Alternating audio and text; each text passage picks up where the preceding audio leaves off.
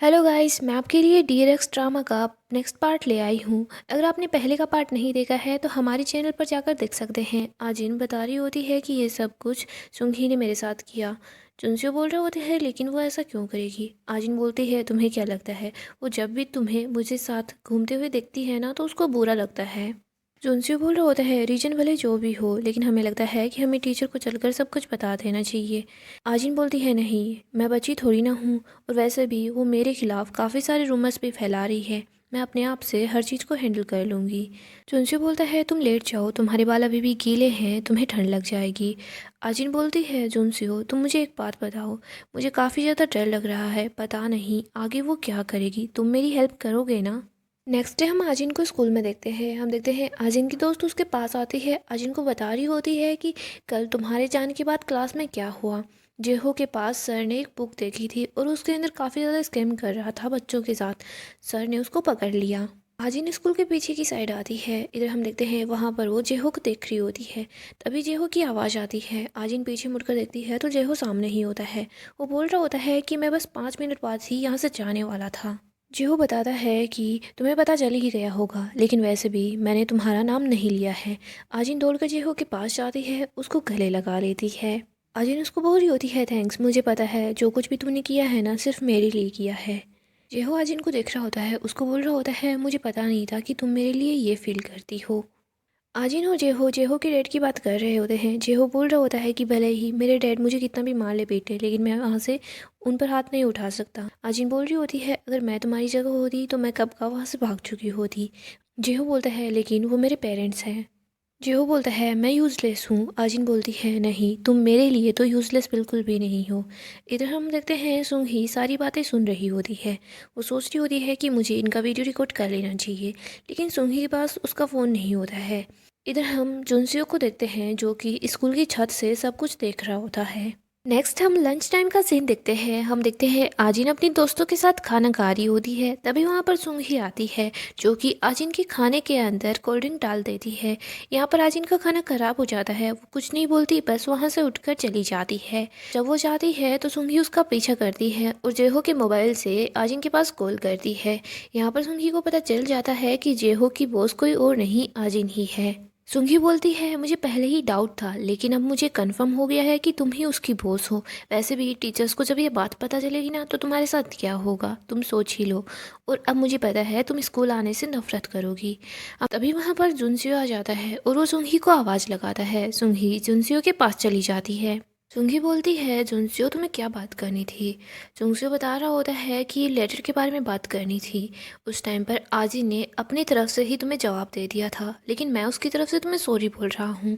सुंगी बोल रही होती है अगर उसे मुझसे माफ़ी मांगनी है ना तो मेरे फेस पर आकर मुझे ये बात बोले कि वो मुझसे माफ़ी मांगना चाहती है। चुंगशियो सुंगी का हाथ पकड़कर उसे अपनी तरफ खींच लेता है और बोल रहा होता है मुझे पता है तुम्हें गुस्सा आ रहा होगा, लेकिन मैं तुम्हें कुछ बताना चाहता हूँ, मैं भी तुम्हें पसंद करता हूँ।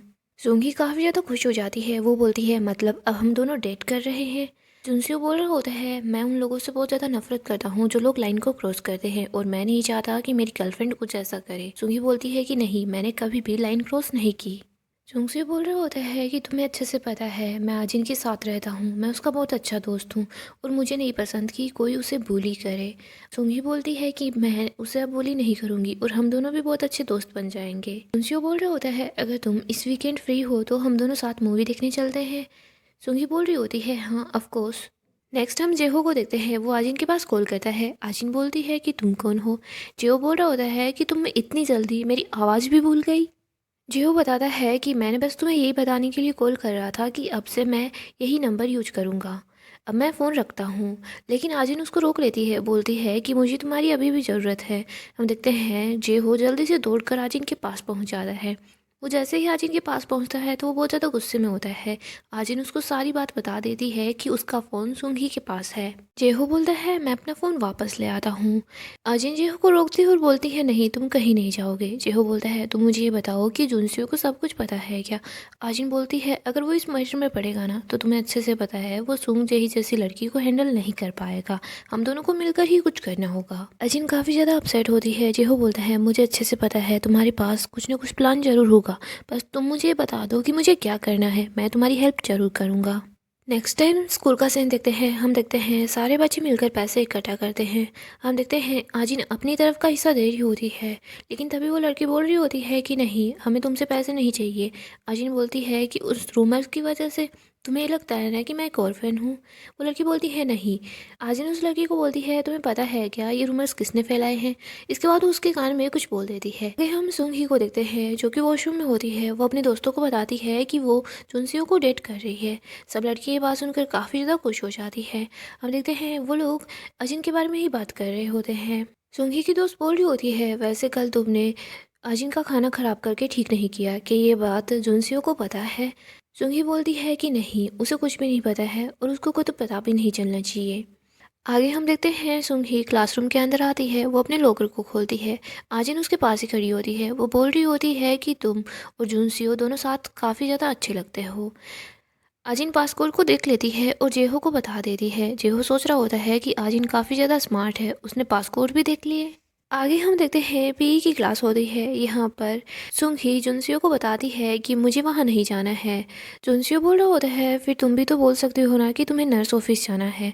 तुम ऐसा बोलकर वहाँ से निकल जाना, फिर क्लासरूम में आ जाना। हम देखते हैं सुंघी काफ़ी ज़्यादा खुश हो जाती है। नेक्स्ट हम देखते हैं सुंघी गेम्स खेल रही होती है। तभी वो सर के पास जाती है। सर को बोल रही होती है कि मेरे पेट में बहुत ज़्यादा दर्द हो रहा है। सर बोलते हैं कि तुम थोड़ी देर तो यहाँ रुक ही सकती हो। सुंघी बोल रही होती है नहीं सर, मुझे अभी जाना होगा, मुझे लगता है मैं मेडिसिन लूँगी ना तो मैं ठीक हो जाऊँगी।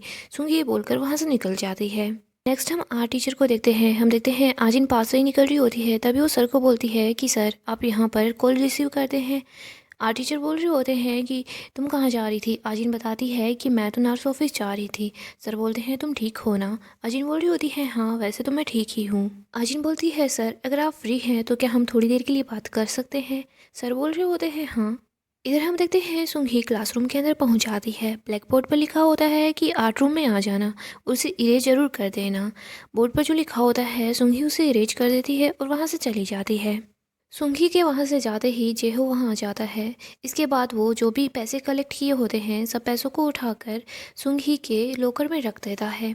जेहो आजिन के पास मैसेज करके बता देता है कि सुंघी यहाँ से चली गई है। इधर आजिन टीचर से बात कर रही होती है। टीचर बोलते हैं कि तुम्हें क्या बात करनी थी। आजिन बोल रही होती है मैं थोड़ा नर्वस फील कर रही हूँ, क्या आप मेरा हाथ पकड़ सकते हैं। सर आजिन का हाथ पकड़ लेते हैं। इधर हम देखते हैं सुंघी आर्ट रूम में के अंदर पहुंच जाती है, जहां पर वो आजिन और टीचर को एक साथ देखती है। उन दोनों की बातें सुनने लग जाती है। इधर आजिन बोल रही होती है कि सर मुझे पता है आप मेरे बारे में ही ये सब कुछ बोल रहे थे। आपने ट्रू लव के बारे में मुझे जो भी बोला था ना, मैं उसके बारे में ही सोच रही थी। टीचर बोलता है कि हाँ मैं तुम्हें ही देख रहा था। आजिन बोल रही होती है कि सर मैं आपकी फीलिंग्स को समझती हूँ। इधर सुंघी बातों को बड़े गौर से सुन रही होती है। उसको ऐसा लगता है टीचर और आजिन के बीच कुछ चल रहा है। हम जुनसियों को देखते हैं, वो अपने दोस्त के साथ होता है। वो लोग हर चीज़ को ठीक से रखते हैं, दोनों बातें कर रहे होते हैं। इधर हम देखते हैं सारे बच्चे क्लासरूम में फिर से आ जाते हैं। सब बोल रहे होते हैं कि हमारी डेस्क को क्या हो गया, ये कपड़े नीचे किसने गिराए। इधर हम देखते हैं जिस लड़की के पास सारे पैसे होते हैं वो देखती है कि सारे पैसे यहाँ से गायब हो गए हैं। वो बहुत ज़्यादा हैरान हो जाती है, परेशान हो जाती है। वो सुंघी के पास जाती है, उसको बोलती है कि क्लासरूम में सिर्फ तुम अकेली ही थी क्या। सुंघी बताती है कि मैं ठीक नहीं थी इसीलिए मैं यहाँ आ गई। वो बोलती है कि क्लासरूम का डोर खुला ही था क्या। सुंघी बोलती है हाँ। तभी हम देखते हैं दूसरी तरफ से एक लड़का बोलता है कि मैंने डेफिनेटली लॉक को बंद किया था, क्लासरूम खुला नहीं था।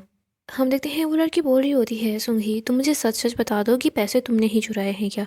सुंघी गुस्सा करती है और बोल रही होती है कि मैंने ऐसा कुछ भी नहीं किया है और मैं पैसे क्यों चुराऊंगी। और तुम मुझे ये बताओ कि तुम मेरा बैग चेक करना चाहते हो, ठीक है मेरा बैग चेक कर लो, अगर मेरे बैग में कुछ भी नहीं हुआ तो फिर। इसके बाद सुंघी अपने इस बैग के सारे सामान को निकाल देती है, लेकिन उसके अंदर पैसे नहीं होते हैं। तभी जेहो वहाँ होता है। वो बोल रहा होता है कि हमने अभी लॉकर चेक नहीं किया। हम देखते हैं जैसे ही लॉकर को खोलते हैं तो पैसे उसके अंदर होते हैं। इधर जेहो देखता है कि मेरा फ़ोन भी यहाँ पर है। जेहो अपना फ़ोन बाहर निकाल लेता है और बोल रहा होता है कि तुमने मेरा फ़ोन भी चोरी कर लिया। साथ ही जेहो ने जो एयरपोर्ट्स चुराए होते हैं वो एयरपोर्ट्स भी वो उसी लॉकर में रख देता है। वो एयरपोर्ट्स भी वहाँ पर मिल जाते हैं। सब लोग ही ऐसे सोच रहे होते हैं कि जितनी भी चोरी हुई है ना क्लासरूम में सारी सुंघी ने ही की है। सभी लोगों के सामने सुंघी को काफ़ी ज़्यादा बुरा फील होता है, वो बहुत ही ज़्यादा शर्मिंदा हो जाती है। सुंघी चिल्ला चिल्ला कर सबको बोल रही होती है कि ये सब कुछ आजिन ने जानबूझकर किया है, मैं इसके ट्रैप में फंस गई। सब बोलते हैं कि तुम क्लासरूम में ही क्यों आई थी। सुंघी बोल रही होती है कि मुझे जुनसियो ने यहाँ आने के लिए बोला था। हम देखते हैं जुनसियो भी स्माइल कर रहा होता है। यहाँ सुंघी को पता चल जाता है कि ये सब कुछ इन लोगों ने मिलजुल कर ही किया है। सुंघी बोलती है जो कुछ हो रहा है आजिन ही कर रही है। ये जे हो की लीडर है ना, ये इसकी बॉस है। ये दोनों मिलकर बच्चों को ब्लैकमेल करते हैं, उनसे पैसे लेते हैं। जेहो बोल रहा होता है तुम कैसी बातें कर रही हो। हम देखते हैं सुंघी बोलती है तुम अभी मुझे अपना फ़ोन दो। जेहो अपना फ़ोन सुंघी को दे देता है। सुंघी बोलती है इसमें बहुत सारे मैसेजेस थे, मैं अभी सब लोगों को दिखा दूंगी। सुंघी जैसे ही फ़ोन को अनलॉक करती है तो उसमें कुछ भी नहीं होता। वो और भी ज़्यादा हैरान हो जाती है। सुंघी सबको बता रही होती है कि आजिन जैसी दिखती है वैसी है नहीं। और आर टीचर ये दोनों एक दूसरे में इन्वॉल्व है। हम देखते हैं तभी वहाँ पर एक मैम आ जाती है। सुंघी सबको बोल रही होती है कि ये दोनों मिलकर ट्रू लव के बारे में बात कर रहे थे और टीचर ने इसका हाथ भी पकड़ रखा था। हम देखते हैं जो मैम वहाँ पर आती है उसको बहुत गुस्सा आता है और वो सुंघी को एक जोरदार थप्पड़ लगा देती है। आजिन को तो पहले से ही पता होता है कि जो होमरूम टीचर है उसकी शादी आर्ट टीचर से होने वाली है। टीचर बोलती है आजिन तुम ही सबको एक्सप्लेन करो कि क्या चल रहा था। आजिन सबके पास आती है और बोल रही होती है कि सर तो मुझे लेकर काफ़ी ज़्यादा परेशान थे, इसीलिए उन्होंने मुझे काउंसलिंग सेंटर जाने की मशवरा दिया और उन्होंने मुझे ट्रू लव काउंसलिंग सेंटर के बारे में बताया। और शायद हो सकता है कि सुंघी ने हमारी आधी बातें ही सुनी होगी और उनका गलत मतलब निकाल लिया। सुंघी जुनसियो के पास जाती है, उसको बोलती है कि तुम ही सबको एक्सप्लेन करो, तुम्हारे कहने पर ही तो मैं क्लासरूम के अंदर आई थी। जुनसियो सुंघी के पास आता है, उसको बोलता है मैंने तुमसे पहले ही बोला था कि तुम आजिन से दूर रहो, लेकिन तुमने मेरी बात नहीं सुनी। हम देखते हैं जो कुछ भी हुआ होता है सब कुछ सोशल मीडिया पर अपलोड हो जाता है। इधर हम देखते हैं सुंघी तो काफ़ी ही ज़्यादा अपसेट हो जाती है, वो बहुत रो रही होती है। दूसरी तरफ हम देखते हैं जेहो खुश होता है क्योंकि वही ये सब कुछ कर रहा होता है। सुंघी घर जा रही होती है तभी उसका सामना आजिन से हो जाता है। आजिन बोल रही होती है तुम इतनी जल्दी जा रही हो, और वैसे भी मैंने तुम्हें बताया था कि मूवीज़ के अंदर जो सबसे ज़्यादा क्लूलेस होता है ना, सबसे पहले मौत भी उसी की होती है। आजिन बोलती है सब तुम्हारी अपनी वजह से हो रहा है। पहले तुमने मेरी चीज़ों से छेड़खानी की, उसके बाद तुमने मुझ पर पानी डाला और मेरा लंच भी ख़राब कर दिया। और वैसे भी अब तुम्हारी बात पर कोई भी यकीन नहीं करने वाला, तुम भले ही कुछ भी बोलती रहो या कुछ भी करती रहो। सुंघी बोलती है तुम्हें अच्छे से पता है मेरे डैड कितने पावरफुल है, हमारे पास कितने पैसे हैं। इधर आजिन बोल रही होती है तुम एक बार सोचो ना, हमारी जो टीचर थी ना जिनका अफेयर चल रहा था, उनका अफेयर किसके साथ था। ये बात सुनकर सुंघी काफ़ी ज़्यादा परेशान हो जाती है। और अगर एक बार तुम्हारे डैड फंस गए ना तो उनकी खुद की लो फॉर्म है ना, उन्हें नहीं बचा पाएगी। आजिन सुंघी को गले लगा देती है और बोलती है मेरा टारगेट बनने के लिए thank you. Guys next episode के लिए आप हमारे चैनल को सब्सक्राइब करें और वीडियो को भी लाइक कर दें। Thank you.